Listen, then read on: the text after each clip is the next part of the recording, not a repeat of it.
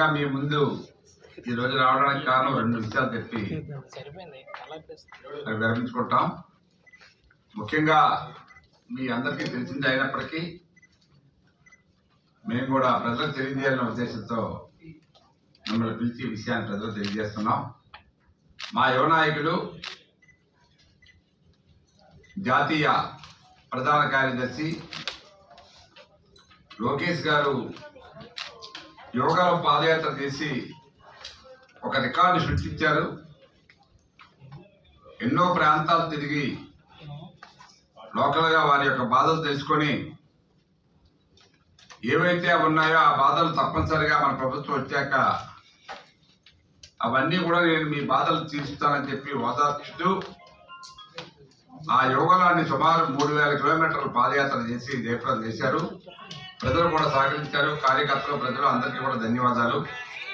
అదేవిధంగా మళ్ళీ ఇప్పుడు శంకారావం పేరుతో ఏదైతే యోగాలంలో కవర్ చేయలేని కాన్స్టిట్యున్సీలు ఉన్నాయో అవన్నీ కూడా ప్రజలతోటి, కార్యకర్తలతోటి మమేకమై వారి యొక్క కష్టకాలు తెచ్చుకోవాలనే ఉద్దేశంతో మరి మీకు తెలుసు 11వ తారీఖు నుంచి 12వ తారీఖు 11వ తారీఖు నుంచి ఇస్తాపూర్ మొదలుపెట్టి మరి మీకు తెలుసు చాలా హుషారుగా అన్ని కాన్స్టిట్యున్సీల్లో రోజుకు 3 కాన్స్టిట్యున్సీలు చొప్పున మీటింగ్లు పెడుతూ రేపు మన విశాఖపట్నం రావడం జరుగుతుంది. రేపు విశాఖపట్నంలో ఉదయం ఈస్ట్ కాన్స్టిట్యున్సీలో మీటింగ్ ఉంటుంది. మధ్యాహ్నం మా సౌత్ కాన్స్టిట్యున్సీ ఇందిరా మున్సిపల్ స్టేడియంలో జరుగుతుంది. సాయంత్రం గంటాగర్ కాన్స్టిట్యున్సీలో ఈ మీటింగ్ జరుగుతుంది శంకారావు. సో ఈ సందర్భంగా నేను చెప్పేది ఒకటే, ఒక మంచి ఆదరణ లభిస్తుంది.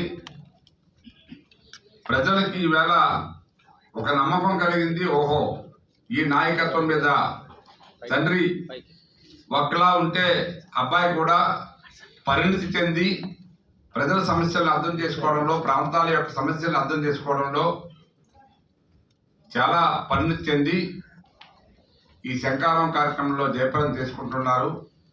ప్రజలు కూడా ఆదరిస్తున్నారు. అందరికీ ధన్యవాదాలు తెలియజేసుకుంటూ ఈరోజు మేము కోరేది ఒకటే, ఏదైతే విశాఖపట్నం ప్రజలు ఉన్నారో ముఖ్యంగా సౌత్ ప్రజలు, కార్యకర్తలు రేపు జరగబోయే ఈ శంకారావు మీటింగ్కి మీరు అందరూ కూడా హాజరయ్యి దాన్ని జయప్రదం చేయాలి.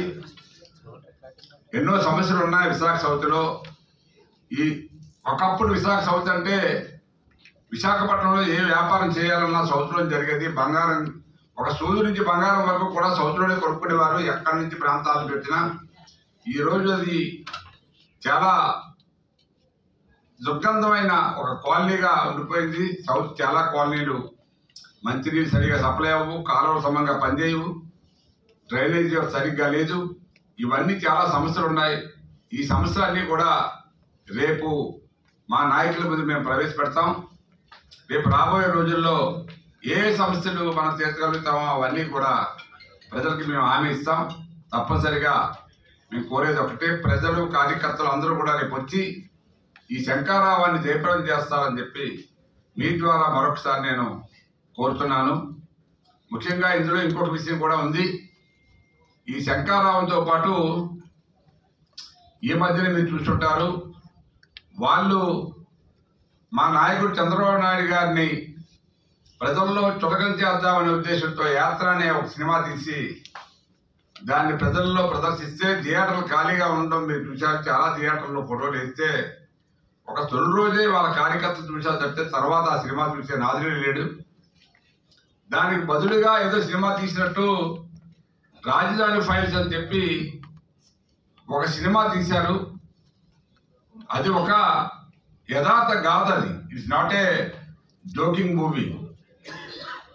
రాజధాని ప్రజలు, వాళ్ళు పడ్డ కష్టాలు, వాళ్ళు చేసిన త్యాగాలు ఈ సినిమా ద్వారా ప్రజలకు తెలియజేయాలనే ఉద్దేశంతో ఎవరో ఒక సినిమా తీస్తే దాన్ని తెలుగుదేశం పార్టీకి అంటగట్టి దాన్ని రాకుండా